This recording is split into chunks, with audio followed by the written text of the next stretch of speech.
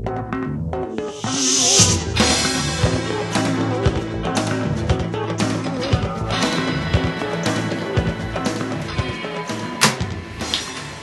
so hey everyone, this is Lawrence, Campaign Director for Stefan's campaign, with the second to last of our four-part series of campaign updates. I am doing this update to bring you some news about the other campaigns. And this is it here. These are what they call mailers. Some of these are full-color mailers with the candidates' pictures in them, and some of them are... Of course, this one has a picture of a foreclosed home on it, oddly enough. I'll get to that in a minute. Some of them are what you would call attack mailers, where they depict you know, something that another candidate has done, or you know, show how ineffective another candidate has been when they've been in office. These are all from Judy Chu. Here's a couple from Emanuel Plata's. Here's oh, this one is from Gil Cedillo. This is one of my favorites. He says here, Judy Chu has raised more than $5 million to run for office. That's in her whole career. In the Board of Equalization, as a member, she's run for political office 10 times in the last 20 years, including 2 failed attempts for state assembly, and now Judy's running for Congress. Judy Chu voted to give Pacific Bell $5,393,000 in tax refund and relief, and they contributed $4,000 to her campaign.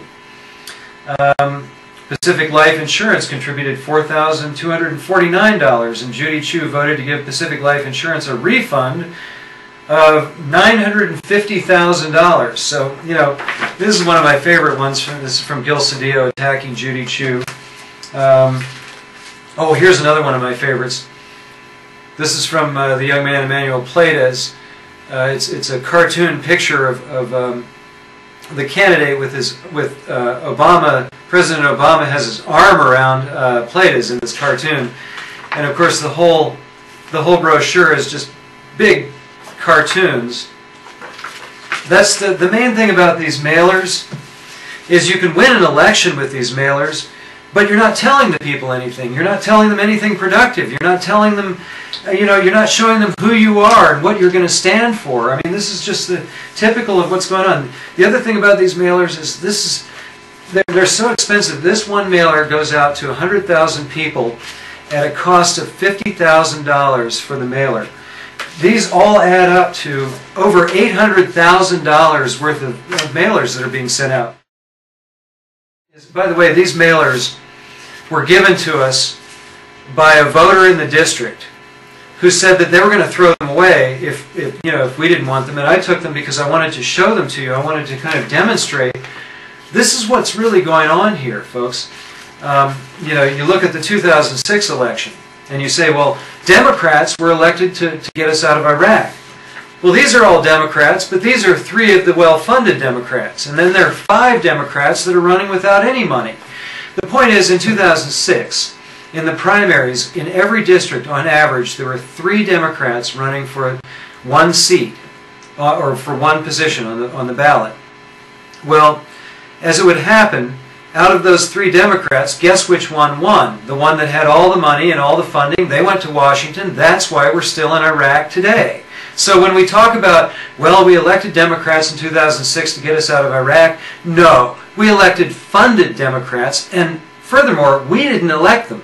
80%, on average, 70 to 80% of the district voters don't vote for their representative. So here's the one that Emanuel Plata sent out with a foreclosure sign on the cover of it. I want to say something to Emanuel and to Judy Chu and to Gil Cedillo as well. Bottom line is this. We've met people. We met a family of 4 people living in a house or a home. They also had a 5th person who was visiting from out of town on an extended visit because they needed the extra Social Security income to pay their mortgage, and they weren't able to pay it. They were $433 short, and they were facing foreclosure. Well, $433 would buy 4 votes. If Emmanuel Pleytes or Gil Cedillo or Judy Chu wanted to give that person $433 to pay their mortgage, instead of contributing to $800,000 worth of mailers that get thrown in a landfill, as I said, these were given to me by a voter who was going to throw them away. It was very routine for voters to throw all of this away. $800,000 ends up in a landfill instead of, you know, I'll give you another example. We met a voter whose daughter needed $130 to buy insulin, or she was going to have to go into the hospital, and that hospital expense, they don't have the money, so that was going to go pro bono on either tobacco fund or come out of the state fund. So, I mean, there you had a voter who you could have bought that person's vote for $130 and saved their daughter from a lot of hassle and given her the insulin that she needs, instead of spending hundreds and hundreds of thousands of dollars. $800,000 is a conservative estimate. I think by the time this election is over, it's going to be more like you know, $1.5 million that goes into all of these mailers that are useless, that don't tell anybody anything.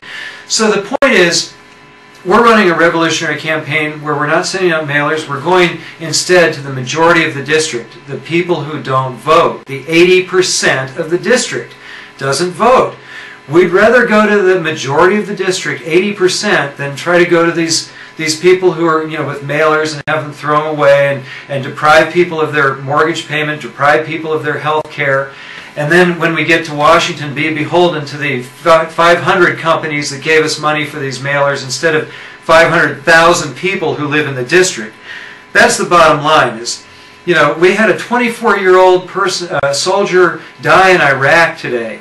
You know why? Because of money in politics.